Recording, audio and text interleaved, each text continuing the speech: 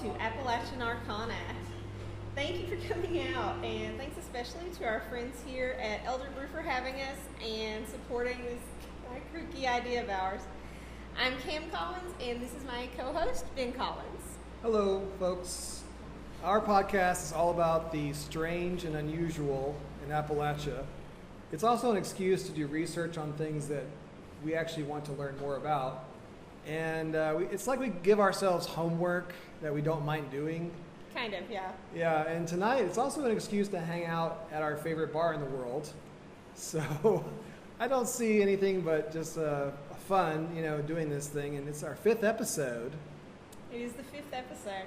So who's going to go first tonight? I think you should go first tonight. Okay. I went last time, so yeah. That's fine. I actually think your story is kind of a cooler closer anyway. It's a little kooky. Yeah. So what are you going to talk about tonight? Well, I got inspired because, we talked about how the Brown Mountain Lights were in an X-Files episode. Yeah. I remembered one of my favorite episodes of all time was when people went out to the woods and they cut down some ancient trees and this strange insect came out and enacted revenge on the humans, like the loggers and everybody. Mm-hmm. And it's the kind of thing I'm walking around in Appalachian forests and that's plausible. That could happen here. It could happen. And so, on this podcast we're going to talk about cryptids of various sorts. Like Mothman and Wood Booger. Those are actually coming in due time. But I think the diversity and interestingness of wildlife in these woods are conducive to all kinds of stories and possibilities. Yeah. Keep an open mind because we don't know everything there is to know about nature. Right. And I wanted to tap into that and see what I could find. An example being that in the Great Smoky Mountains, there's over 16,000 species, including 6,000 species that are specifically new to the Smokies and 890 that are new to science, period. So I guess one thing, did you know that there's a grasshopper called Appalachia Arcana? Oh, yes, I do. I absolutely do know that because that's what comes up every time you actually search for our podcast. I'm not sure how they got the name because it's like we're climbing it's a Michigan bug. I don't know, but weird. Yeah, Google's like, you want this grasshopper? So, right. Yeah. I thought I'd start with something that's very appropriate: the elderberry. The elderberry is these, big plant that has these tiny black berries, and it's actually really famous. And people like to make elderberry tonic and things like that out of it. Yeah, and the deal is that it's edible when cooked, but poisonous which is really when not. Crazy. It still kind of feels a little sketchy about elderberry jelly when it's a poisonous plant. But I thought you'd love this, that there's some myths that say the elderberry tree is thought to ward off evil and give protection from witches. Interesting. But there's another version that says witches congregate under the plant, especially when it's full of fruit. And there's this story that if an elder tree was cut down, a spirit known as the Elder Mother comes out and takes her revenge. Wow. Well, I'm pretty sure that elder is one of the sacred woods. Yeah. For Wiccans. So. In Germany, the same plant is in Germany. They call it the dragon tree. Cool. Yeah, and I think that's a little cooler. I think they win. Yeah, and they hang it in their houses during Walpurgis night. Oh, cool. Yeah, and Neat. as a scene of a form of protection. Which was just recently, Monday. Right, yeah. I thought that was an interesting fact I stumbled across. So let's jump into one of the more unusual and cool things, or animals. Okay. Salamanders. Okay, very interesting, yeah. So it turns out that the United States has the largest population or diversity of salamanders in the world. And in fact, the Appalachian region has more than anywhere else in the United States. So you could say that this area is the most diverse population of salamanders in the world. Well, Bright Cat catches them all the time, so. Right. And delivers them to us for lunch. Here you go. The weirdest one by far is called the Hellbender, which is like the coolest fucking cool. name. That sounds that definitely sounds like a mythological creature. I love it, and it's actually the largest salamander in the United States. It's like 2 feet long. 2 feet long? Yes. And it's one of these ancient species. It's 160 million years old. Wow. Yeah, it's so old that, in fact, I think a lot of people don't know this, but there's some ancient species corollaries to East Asia. Huh. That, like, there's some large salamanders in East Asia that are connected to the Hellbender because we used to share a continent. Yeah, right. Yeah. And so this... So is the Hellbender extinct, or is it No. still Oh, like yeah. a thing? Absolutely a thing. Wow. And in the I streams wanna see around one here, now. it's not super rare. It's like near endangered, but you can find them in the streams around here, yeah. I would love to see one. That is so cool. So one thing that's crazy about it is it does not have lungs. It actually breathes through capillaries with some kind of gas exchange through its skin. Weird. Yeah. And one thing that's cool about it too is the name came from settlers who thought it was a creature from hell.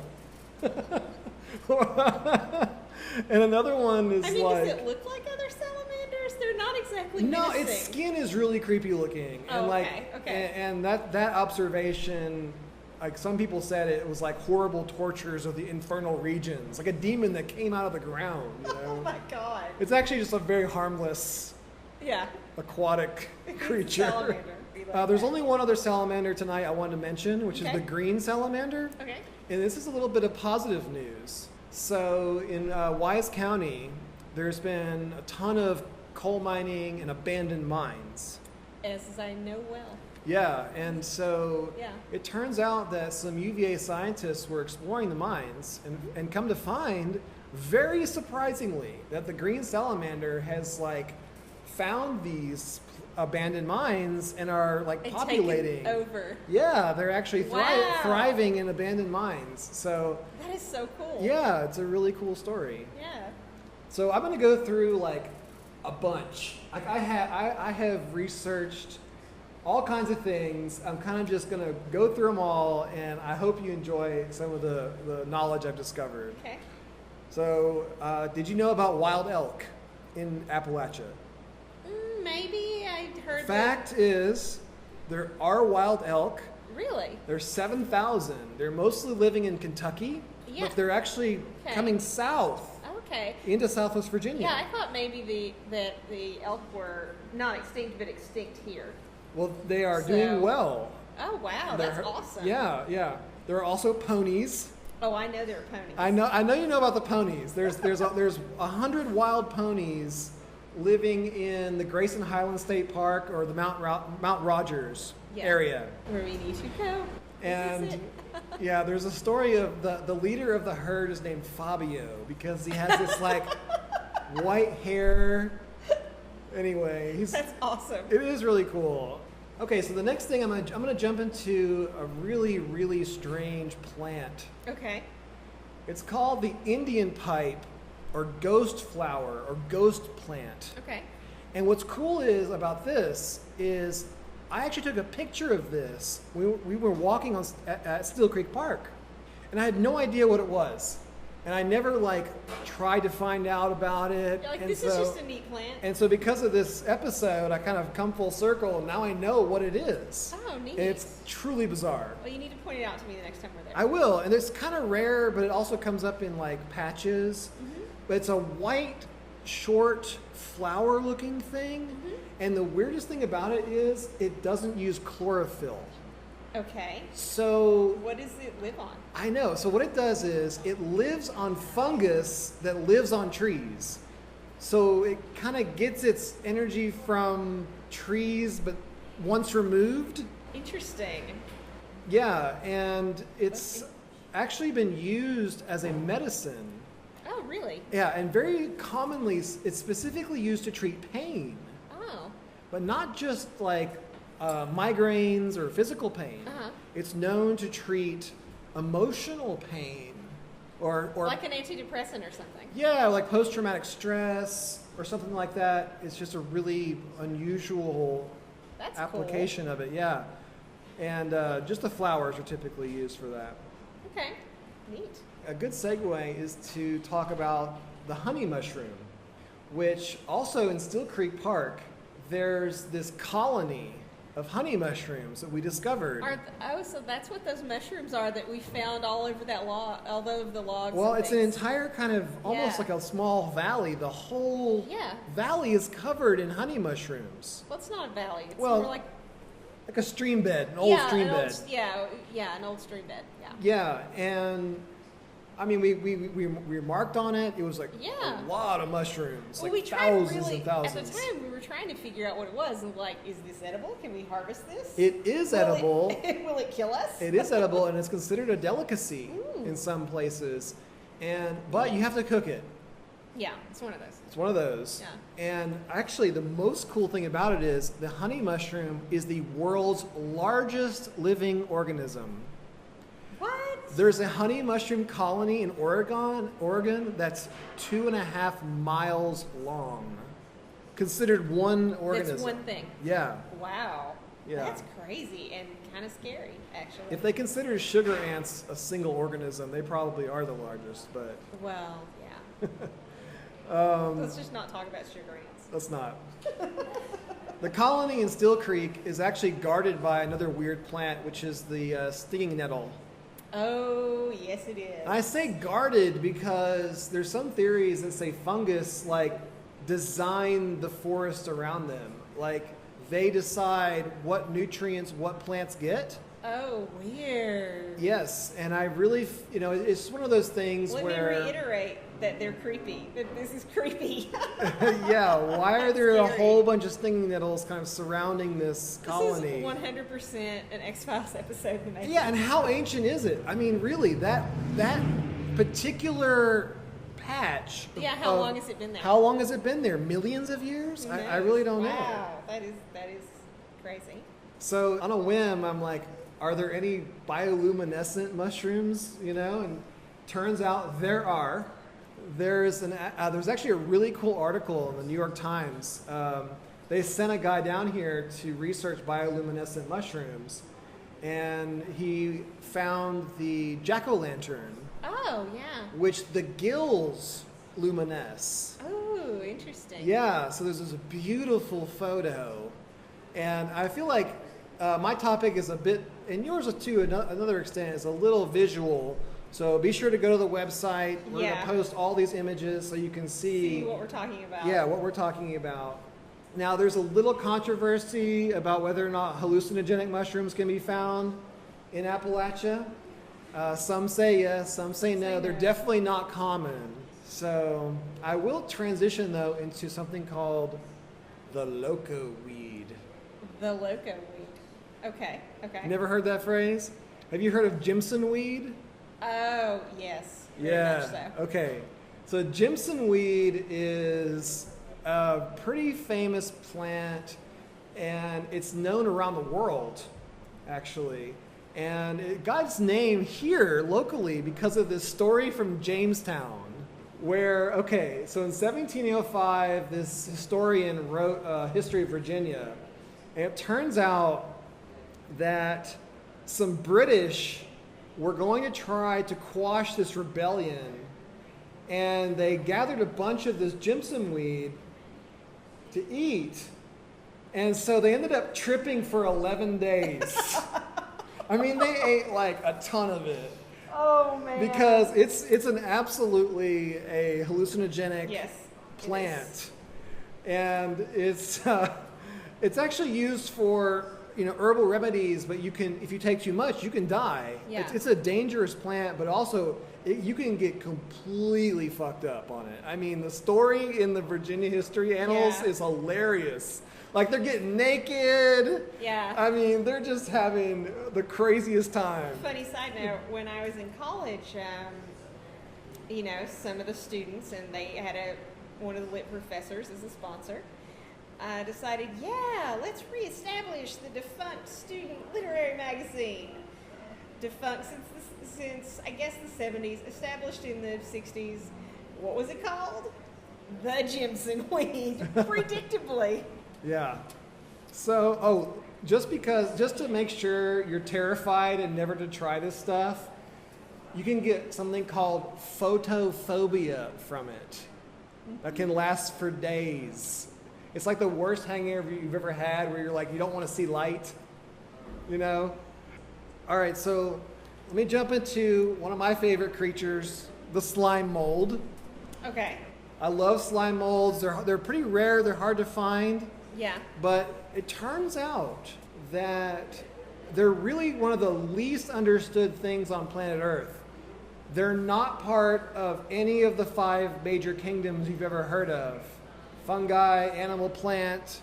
They're none of those things. Interesting. Completely distinct. They're just slime molds. They're just slime molds. And there's at least 1,000 species, and there's been a dozen discovered in Appalachia, at least in the last 25 years. Wow. Yeah. And some of them are being used for like Alzheimer's research.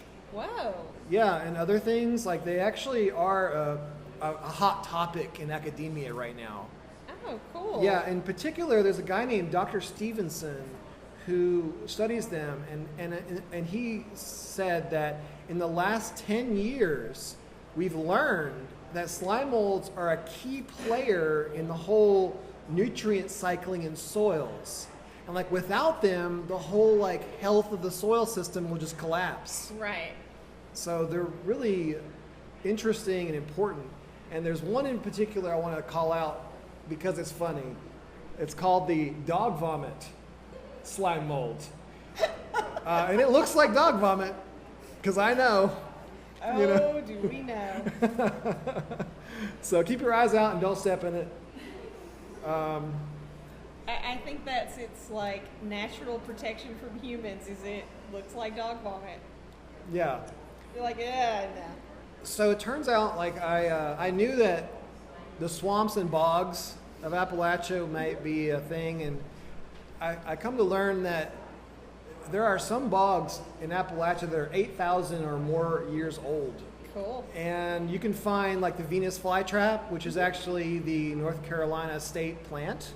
I did not know that. That's cool. That's right. And you're also sure to find, but also not just in bogs, but you're sure to find the water hemlock. Oh, yes. Now, the water hemlock, of course, is famous. It's very poisonous. It is. Who did it kill? Anybody? Was it Aristotle? Close. Plato. Socrates. Okay, no, I was wrong both times. Socrates was poisoned and killed by the hemlock. Okay. And it's so deadly. There's been reports of like kids who just take the stem and put it in their mouth, like to play with it and die. Yeah. The hemlock is super deadly. And it's, as I understand it, it's really difficult to tell the difference between water hemlock and the less dangerous strains of hemlock. Yeah. The water hemlock is one of the most poisonous plants on Earth. So then I want to talk about a spider, but this one's Really? safe. Do we have to? We do. This one's safe, I promise. Okay. Because it's like the world's smallest tarantula. Okay. The spruce fir moss spider is only lives in like 5,000 feet or higher elevation, and it's only found at Grandfather Mountain, Mount Mitchell, and Roan Mountain. Okay. And it takes 3 years to reach full growth of 0.1 inches. I mean, it's super tiny. Itty bitty. It's actually cam safe. No, it's not. No, it's Not even that? Now I know that it exists, but it's probably too small for me to notice, and I'm just like, oh my God, it's going to get on me, and I'm not going to notice it first, and then I will. That's the only spider I'm going to talk about. Thank you. I appreciate you only talking about the one. All right, going to kind of take a side path here and talk about fish for a second. Okay. So there's, amazingly, this blew my mind. There was a new species of fish discovered in Tennessee recently. Oh. Cool. It's called the Perkina apina. Okay.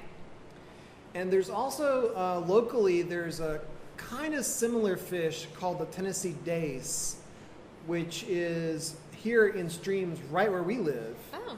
And very rare, but extremely beautiful. Like something you might find in a pet store or something from the Caribbean. Oh, wow. It's super bright like red. colorful? Yeah. Oh, wow. That's rare in freshwater fish. I'd never heard of the Tennessee dace, and so I just wanted to mention Neat.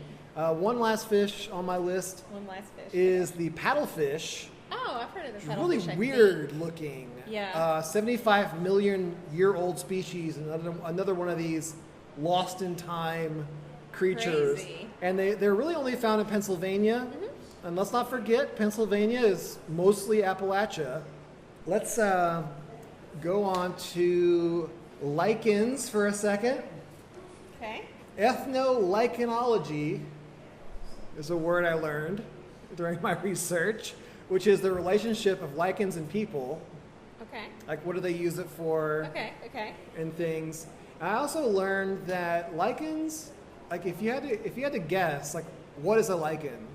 Like what is it? Species wise or plant wise, what do you think it is?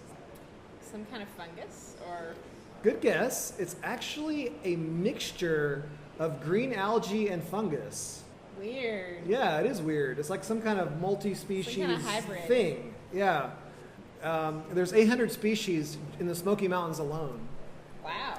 Yeah, I love looking at lichens and taking Yeah, pictures we of them. see it a lot. Yeah, they're great. For So, obvious reasons. I'm not going to go too far down this rabbit hole, but obviously there's tons of herbal remedies and ancient Appalachian medicines from the hills, but I do want to mention the tulip tree. Really? Yeah, the tulip tree is especially important. And I did not know that. We had one in front of the house growing up. really? Yeah. No kidding. The Cherokee called the tulip tree, or called trees, standing people, which I love Interesting. that. I love that idea. That's nice, Like they're yeah. standing there, they can't walk around. Yeah, that's an awesome. So the tulip tree in particular has a wide range of uses. You have the leaves are good for sores, the inner bark for fever, an aphrodisiac, All right. toothaches, cough syrup from the bark as well. So kind of like aspirin. Isn't the bark of aspirin all used for similar things? I don't know. Well, in any case, like you can, we have links to all these things on our site, and you Yeah, can look we at this. The will one put this article I information found out about the there. tulip tree is amazing. It's like the buffalo of trees. They use every single part Wow. for all kinds of things. That's amazing. It's pretty incredible. So speaking of trees too, I think one of the coolest things about Appalachia is there are old growth stands left. Not everything has been logged. So you can find these old growth forests not even very far from here. Wow. So for example, the Blanton Forest in Kentucky is like 2,200 acres of relatively untouched forestry, including trees that are known to be from the 17th century. Cool. Yeah, isn't that amazing? That is. There's Cherokee National Forest, Nantahala National Forest, and others. There's a complete list of old growth forests on Wikipedia. But the best one is called Falls Branch Falls. Falls Branch Falls. Okay. And that's both an incredible waterfall and also a spectacular stand of old growth trees. Neat. Yeah, that's not too far away from us and might be a trip in our future. I would love to see that. Absolutely. All right, so did you know there is a very special flying squirrel native only to North Carolina? I did not know this. There you go. Speaking of trees.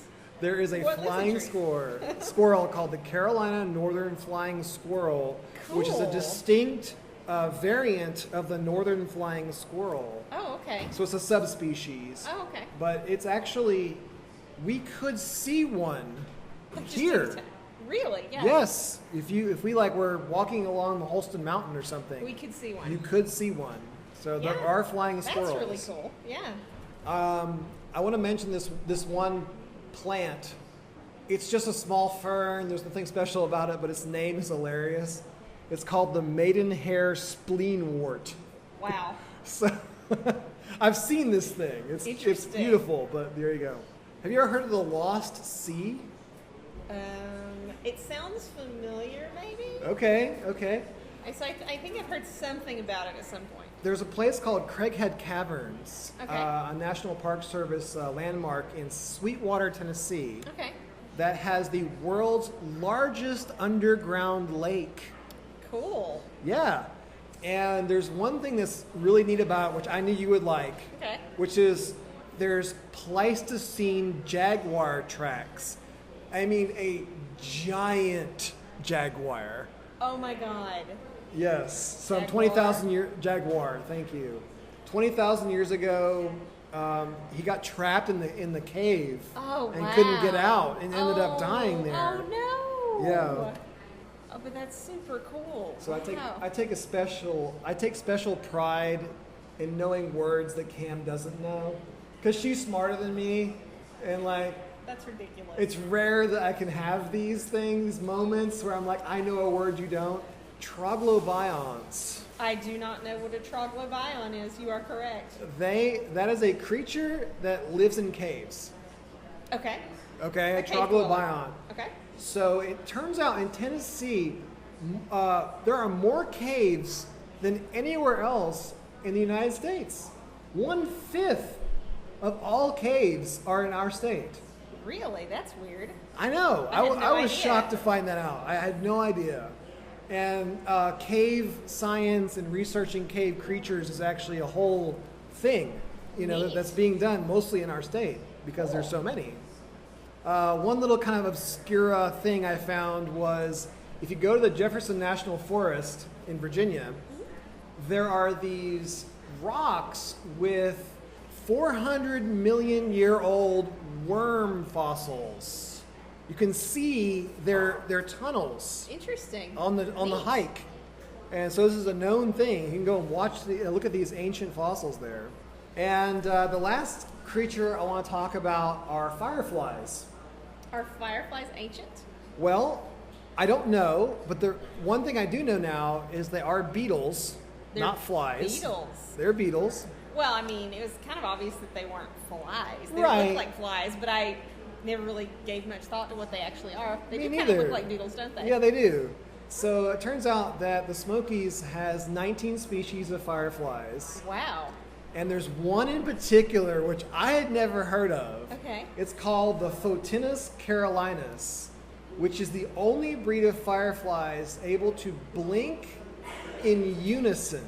So this is actually a big deal. Like it's a tourist attraction. So they're like a string of lights It like the whole valley will blink at the same time. at the same time. Oh wow, that is cool. That is really neat. Yeah, and like to go see this, Yeah. there's a literal lottery for parking passes Wow. to witness this event, which has just passed, Oh man. unfortunately. But on Thursday, June 7th through June 14th is the Firefly Shuttle, where you go down to this part of the Smoky Mountains and shuttle off to this spot and can watch the synchronous fireflies Wow. in the valleys. That's crazy. So yeah, Very interesting. so that's my That's your story about the unusual biology and nature of Appalachia, and I know it's pushing the boundaries a little bit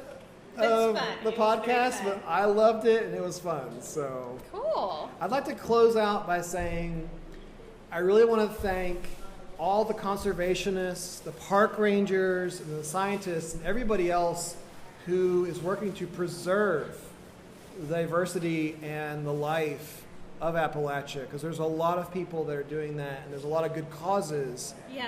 and good species to bring back and That's wow. maintain. Yeah, I mean, I did not know this, and it's really cool information. Thank All you. right, all right. So let's. What are you kind of thinking about talking about tonight? I'm talking about something quite different. Yeah. So, my topic this evening, which I know you've heard of, but maybe you don't know a lot about, is the Georgia Guidestones.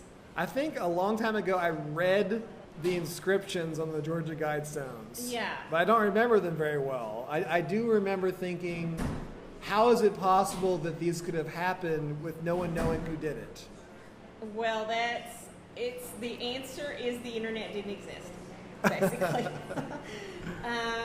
So the Georgia Guidestones are a granite monument located in Elbert County, Georgia, like just outside the town, which is, I guess, probably the county seat of Elberton. They were erected in 1980 and are sometimes referred to as the American Stonehenge. In June of 1979, a man calling himself R.C. Christian, which he 100% acknowledged from the get-go was an assumed name. Like, straight out, he was very, direct with everybody. This was not his actual name. Approached the Elberton Granite Finishing Company with a request for a quote for a very unusual project. So this Christian guy told Elberton Granite President Joe Findley that he represented, quote, a small group of loyal Americans who had been planning the project for 20 years and wished to remain anonymous forever. Which apparently worked. It apparently has worked. No, to this day, nobody knows who he was or who anyone in this other group of people were. You gotta give props to the granite company. Well, what for? For not leaking who they were. Yeah, they're actually, as you'll learn, there were only two people who. I think one person knew his real identity. One. Mm-hmm. And I think he's probably passed away at this point. Maybe he's still alive though. Like even the president of the granite company did not know. Okay.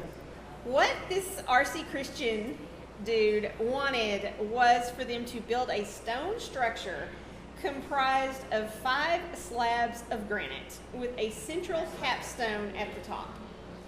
He said that the stones would function as a compass, a calendar, and a clock, and, quote, should be capable of withstanding catastrophic events. So the good people at Elberton Granite, of course, thought that he was just a nut. And they openly yeah, we think he's a nut. You can pay in cash. Well, they tried to discourage him from this project. The first thing they did was they quoted him a price several times higher than any project they'd ever taken on.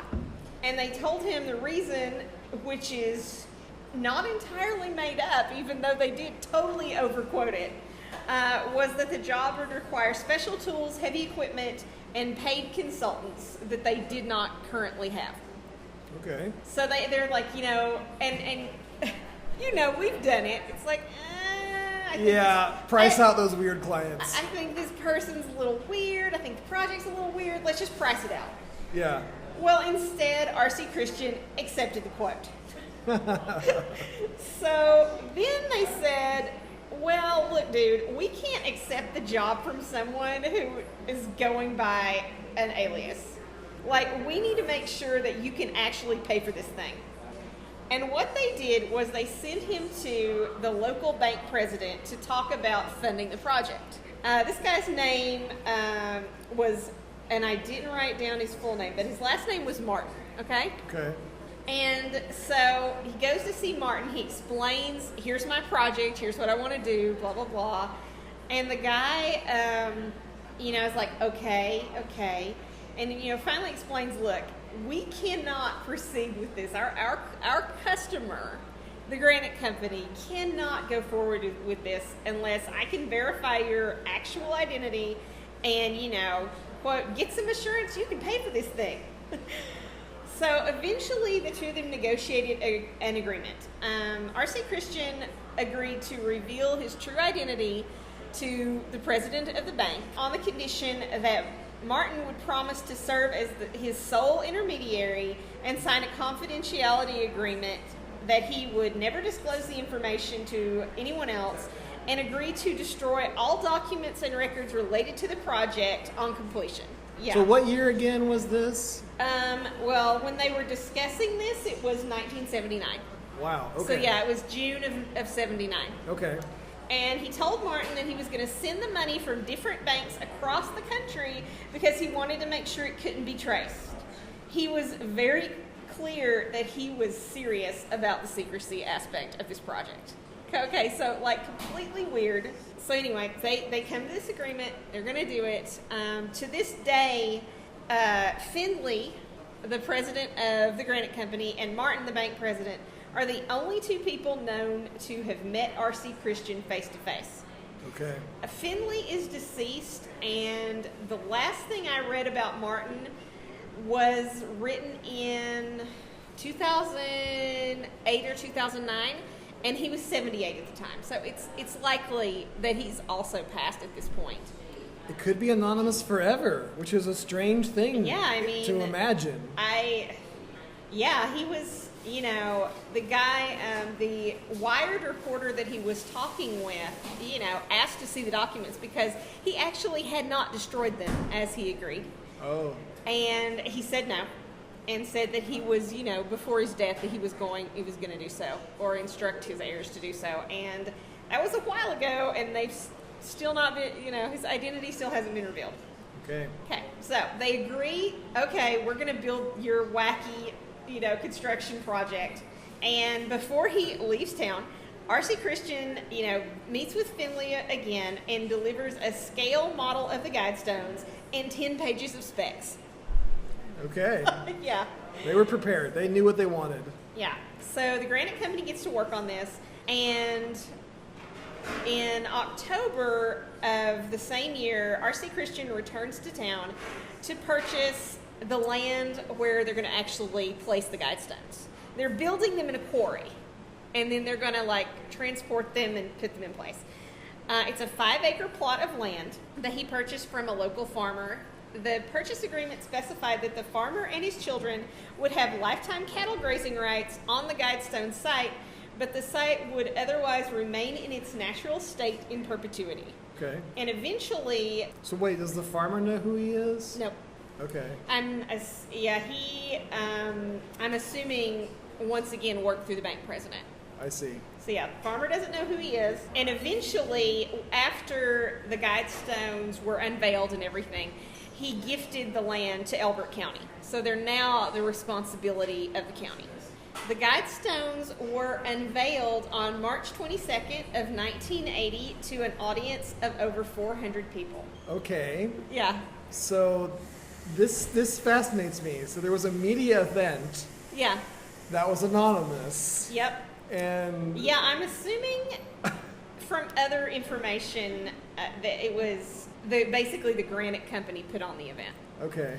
And covered it with cloth or something. Yeah. In fact, I'm pretty sure that's exactly what they did. Is they covered it in cloth and whipped it off, and probably had the mayor and city council and things like that show up. Well, a lot of these people probably hadn't ever read them, of course. No. No one knew what to expect. No one knew what to expect at all.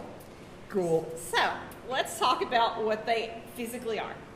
As I said, there are 5 stone slabs. In total, the Georgia Guidestones are 19 feet 3 inches tall and weigh 237,746 pounds. Wow. They are huge. Project Superintendent Joe Davis of the Granite Company said that it took weeks to quarry each piece of stone and over 9 months total to complete. But interestingly, the identity of R.C.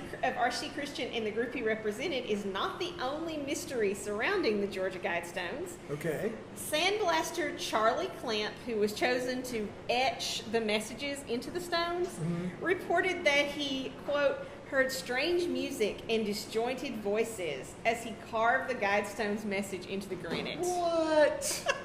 Yeah. Oh, that's creepy. Yeah, it's a little creepy. So you've got the stones, and then the rooftop thing, and the capstone, and then a few feet away there's a flat explanatory stone tablet that's placed into the ground. Okay. Okay. So here are the features that are described on the tablet. It has the title and date, the Georgia Guidestones. That's not something that they just came to be called. No, they are called the Georgia Guidestones. That is what they wanted them to be titled. Interesting. Yeah. It's funny how has the state in the name. Like, Yeah. it's not the Humanities Guidestones or Yeah. America's Guidestones. Yeah, it's the Georgia Guidestone. Center cluster erected March 22nd, 1980. So it has the date. Immediately below the title, there's the outline of a square. And inside the square, the words, let these be guidestones to an age of reason, which many people have theorized is a reference to a book by Thomas Paine. Okay, yeah. Translations of this sentiment are written along the outside edges of the square in Babylonian cuneiform, Classical Greek, Sanskrit, and ancient Egyptian hieroglyphs. So this is kind of Rosetta-like. Yeah. And it also lists physical data along the left side of the tablet. Overall height, 19 feet 3 inches. Total weight, 237,746 pounds. The four major, and I'm just going to tell you this rather than reading exactly what it says. The four major stones, which are the ones along the outside that kind of form like wheel spokes, are 16 feet 4 inches high, and each weighs an average of 42,437 pounds. The center stone that they're arranged around is 16 feet 4 inches and weighs 20,957 pounds. The capstone that goes around the top is 9 feet 8 inches long, 6 feet 6 inches wide, 1 foot 7 inches thick, and it weighs 24,832 pounds. The support stones, which are like the bases, are 7 feet 4 inches long, 2 feet wide, 1 foot 4 inches thick, and weigh an average of 4,875 pounds. It just goes. I have a weird thought. Okay. Can you imagine 2,000 years from now? What will people think of this object? Right? Yeah. Like what we think of the pyramids today. Yeah. Trying to decipher what they mean. So there's also a little bit of information about the astrological placement of the stones. It's very purposeful. They're placed at the highest point in the county. Really? And there's a channel through the stone, a hole, that indicates the celestial poles. The monument sits at the highest point in Elbert County and is oriented to track the sun's east-west migration year-round. On an equinox or solstice, visitors who stand at the west side of the mail slot, which is in the center column, there's a rectangular slot that you can look through, are positioned to see the sunrise on the horizon. An eye-level hole drilled into the center support stone allows stargazers on the south side to locate Polaris, the North Star. A 7/8 inch hole drilled through the capstone focuses a sunbeam on the center column, and at noon pinpoints the day of the year on there's a calendar type thing. So it's a big sundial. It's a big sundial. It's a giant sundial. Neat. And according to a document produced by the sponsors, which is how they refer to themselves, the sponsors, the celestial alignments of the stones symbolize the need for humanity to be square with external principles which are manifest in our own nature. We must live in harmony with the infinite. Okay. Yep. So the explanatory tablet also lists the author, which is R.C. Christian, and it specifically says R.C. Christian, a pseudonym. I mean, they're very upfront about this. And then the sponsors, a small group of Americans who seek the age of reason. That to me, not to take too much of a sidetrack, but to me, that's the biggest clue. Is that there's not one person behind it. Yeah, there's a group. There's a group. Yeah. And surely, multiple people involved, they've all been silent all these years. Surely somebody talks. But somebody's got to talk. If you buy it, and some people don't. Some people don't believe that there's a group. Some people think it's just one rich, crazy person. one rich kook. Yes.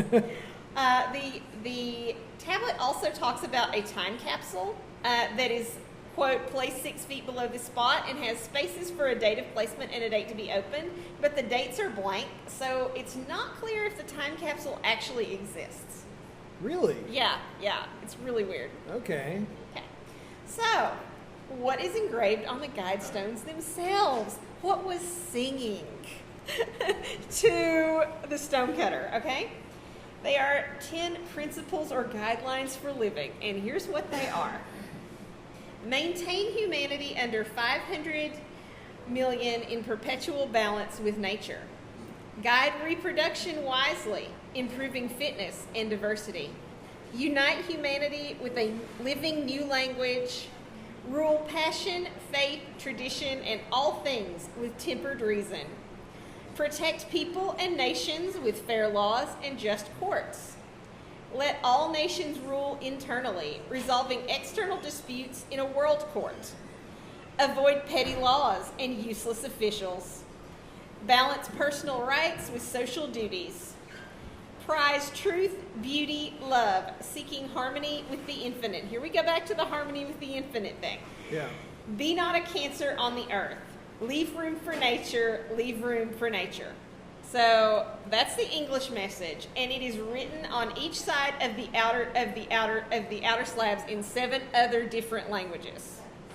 So those, aside from English, those are Spanish, Swahili, Hindi, Hebrew, Arabic, Chinese, and Russian. Wow. Yes. So I have to process because it's been a while since I've actually read that. Since you've actually read them, yeah. So obviously the 500 million people is controversial, but also As like you might think. the world court.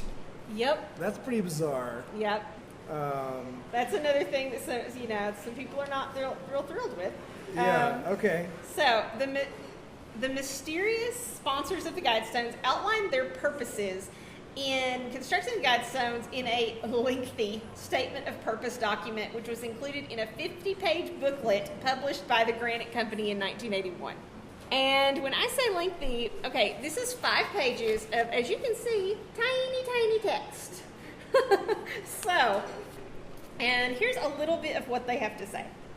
It is very probable that humanity now possesses the knowledge needed to establish an effective world government. In some way, that knowledge must be widely seated in the consciousness of all mankind. Very soon, the hearts of our human family must be touched and warmed, so we will welcome a global rule of reason. And there's some more stuff. Unfolding world events and the sad record of our race dramatize the shortcomings of traditional agencies in governing human affairs.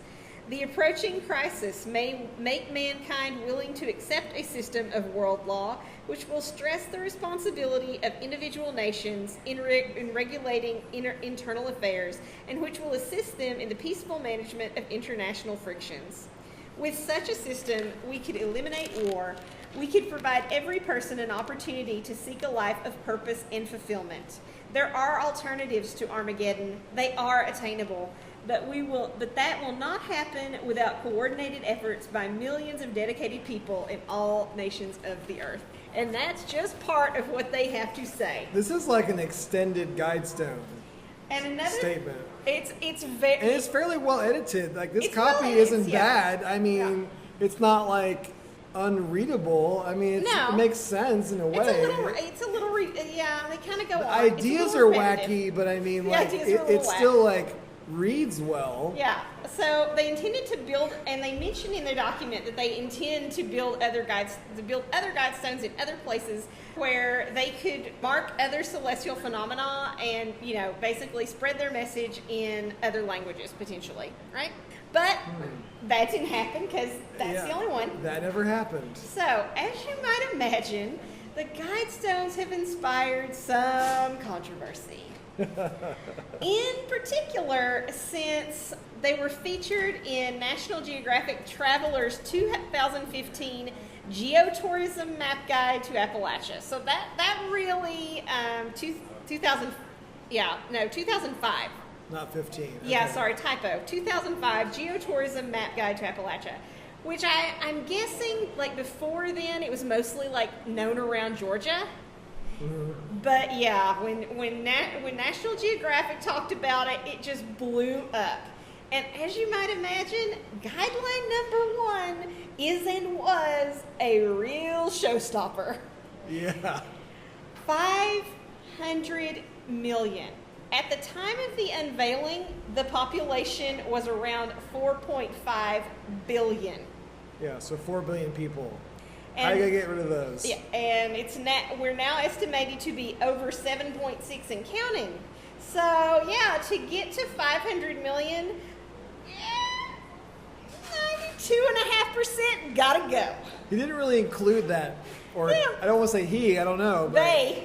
they didn't really include that, like, how do you get there? Like, how do you accomplish that? They're not, and they kind of, and I will say they acknowledge in the document, they are very much aware of how some of their ideas are going to be received. And their whole idea, according to them, is this idea of, the guideline to the population control and that, and like reducing the number of kids people have and all that.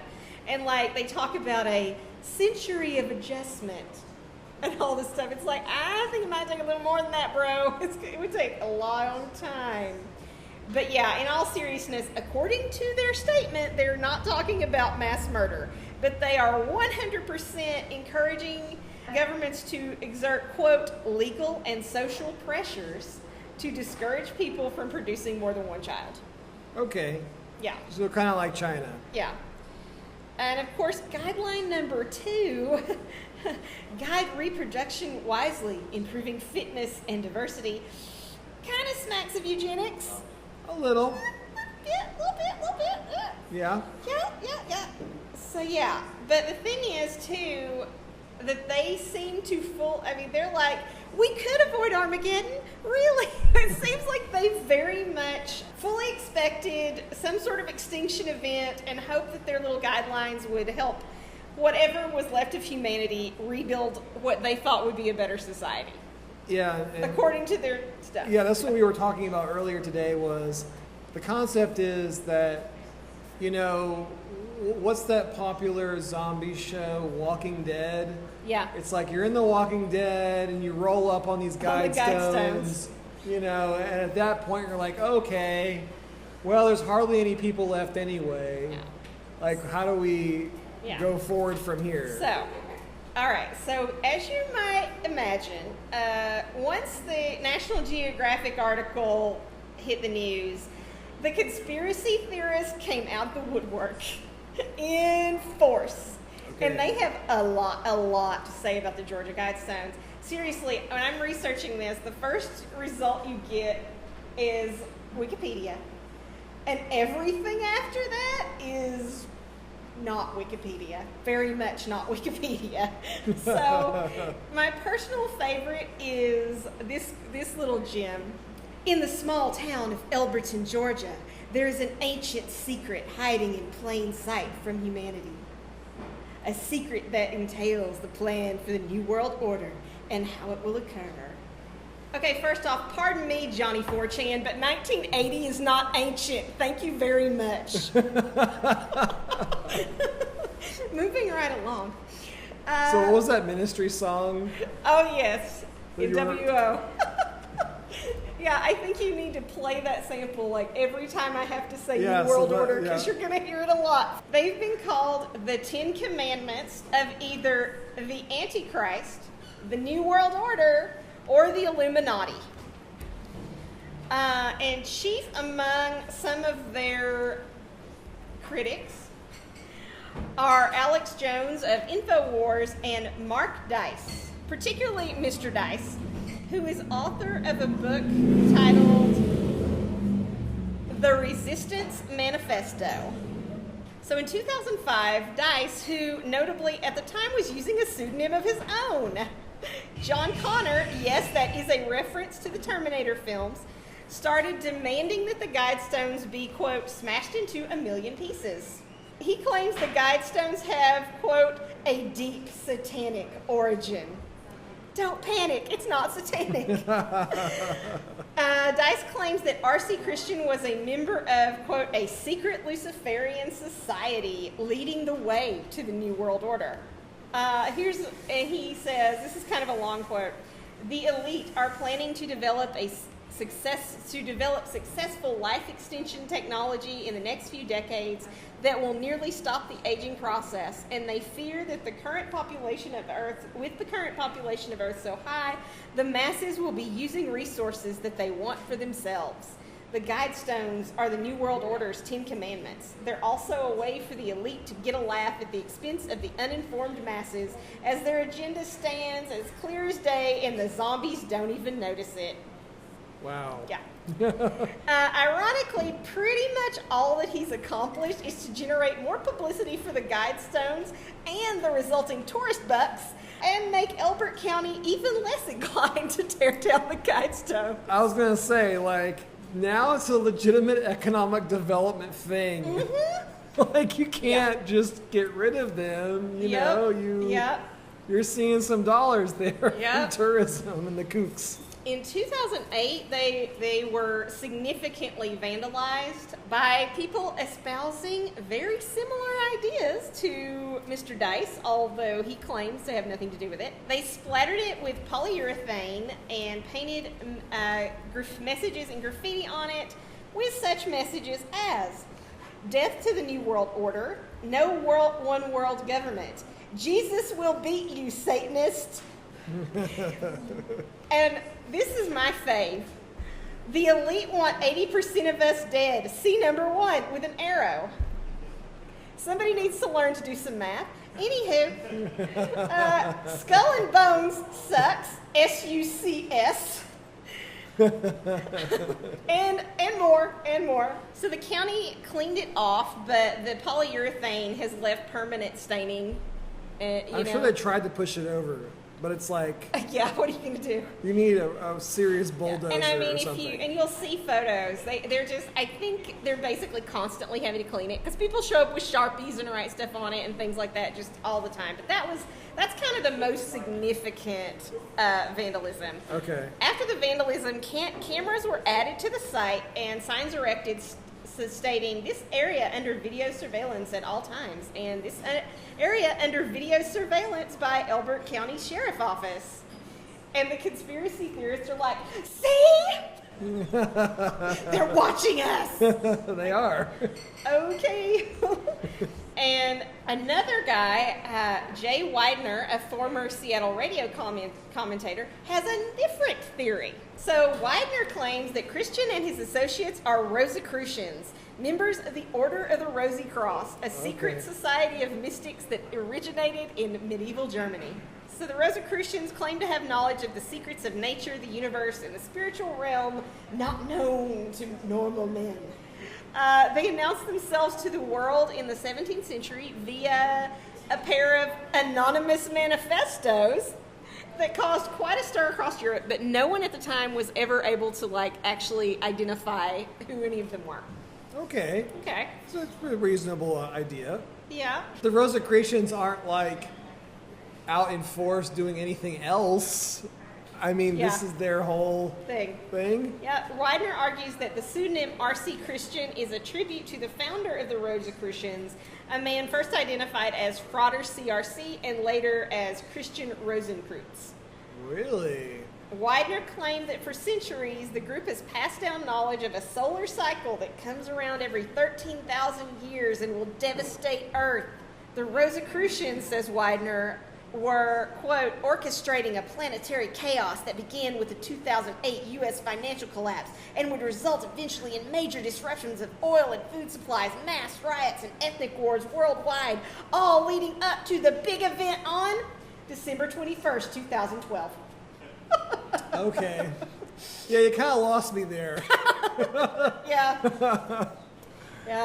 They want to get the population down, Widener said, and this is what will do it. Well, didn't happen. Yeah. And in 2004, there was an addition to the Guidestones. 2014, excuse me. September 2014, people observed a smallish cube had been inserted on the Guidestones, and the space was it's kind of up at the top of the stones that come out, between that. There's a little, notch, and it was put there between that and the capstone.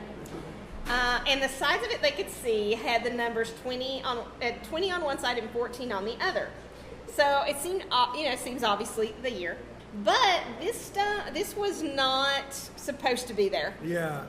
Yeah, that was placed by some other person. And so the cube was removed by site maintenance on September 25th of 2014.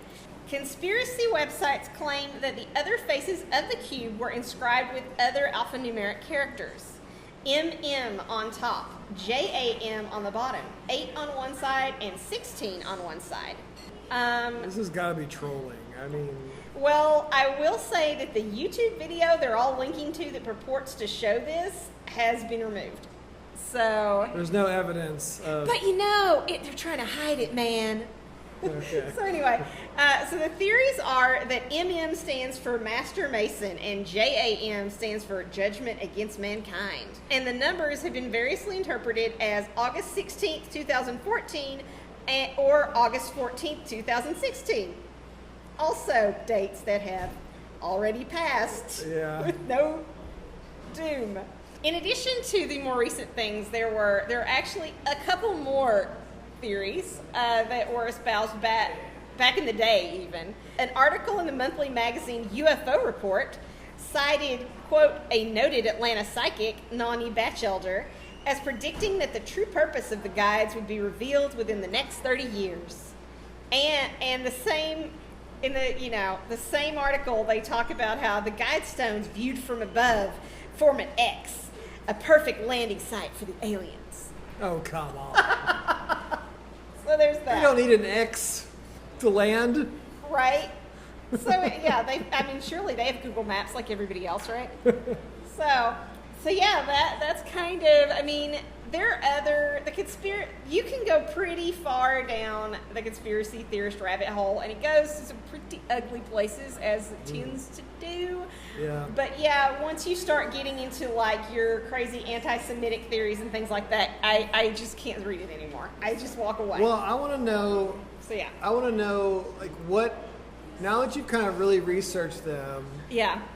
Do you think it's kind of a miniature hippie cult? Or do you think it's something, like, do you think it's a Georgian?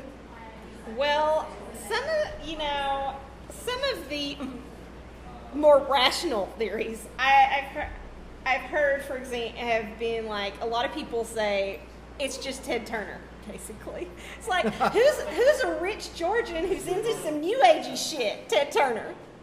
Okay. So yeah, that's one theory.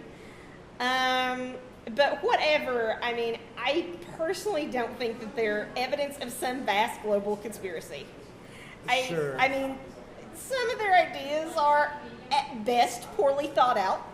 Right. Like, your whole population control thing, it's really naive to think that, oh yeah, the governments, they just need to go do this and really believe that they're not just going to start a cult, okay? No. Right. That's the worst kind of government that would say, oh yeah, let's do this. Yeah, no. Sure. So yeah, I think their ideas are a little crackpot. One thing I think it's important to kind of bear in mind is the environment that they were living in at the time. Like, the Cold War was, full on, and people pretty much were expecting to be nuked at any time. So I think that really has something to do with their sort of post-apocalyptic mindset there. Right. Yeah. So that could be the kind of the catalyst. Yeah. For motivating them to really do something. Yeah. And I think it's pretty clear that they expected, we're going to get nuked and the survivors will find these Guidestones and maybe they'll take our advice and build what we think would make a better world. So yeah. Whoever they or the person is. I can't get over the anonymous part of this. Oh, I know. It's so weird. It's never been revealed. Right, but even if I were a struggling human in post-apocalyptic world, like, who wrote this? Yeah. You know, I'm not gonna think. I'm sure it's another human, but It's if like, who are you, bro? yeah, like who are you? Like why should I believe these stones? Why should I listen to your ideas? Sure, but you've never seen them before, right? Not in person, no. I have not. And it's funny because, you know, I lived 50 miles from them, and Yeah. I hadn't heard of them at the time. So can you describe their location more specifically? Like it's They are they're 50 miles kind of northwest of Athens and about kind of directly 70 miles-ish north of Atlanta. wow. Yeah. Well, I hope the next time we visit Athens, we take a little. We've stop. got to take a side trip and go look at these things. Yeah, I mean, you described them really well, but I mean, in particular, it'd be fun to go at noon and see it do its little sundial thing and things like that. Like actually see it kind of do its little compass clock, etc. functions. the most surprising thing for me about this whole story was the manifesto, the 50-page. Oh, I had no idea that existed. Well, And it's not actually, the 50 pages is not all the manifesto. A lot of it is. But a lot of it is just like the granite company describing how they built it, kind of telling the story of this dude came to us with this wacky idea. And then they describe how they built it, and there's a lot of photos and things like that. But yeah, they dedicate like a solid 5 pages, small type, to this manifesto. wow, I have to read that later. You do. You should. So we're going to post that on the website, of course. Yep. I've actually started kind of queuing up our content for the podcast, and I've already uploaded that. So. Awesome. Yep. There Well, will great. be photos, and you can read the manifesto for yourself. Well, thanks for checking into that. That was awesome. It's kind of crazy. Cool. So I guess that wraps it up for episode 5 of Appalachian Arcana. Thank you very much, everybody. Thanks for coming out, everybody. Yeah, and we will be doing another episode, I guess, in a couple of weeks. Yep. That will not be live, but we'll release it online. Yeah, so please subscribe. Yeah, check us out at our website on AppalachianArcana.com. You can follow us on Facebook, Instagram, and Twitter, and subscribe on your favorite podcasting app. And also, please visit Elder Brew, the best bar The best brewery in town. and brewery in town, on Earth, we think. So, thank you guys. Yeah. And if you have a story that you'd like to see us cover, or you have, you know about weird creatures, etc., send us an email at appalachianarcana@gmail.com. Cool, that does it. Alrighty. Thank you.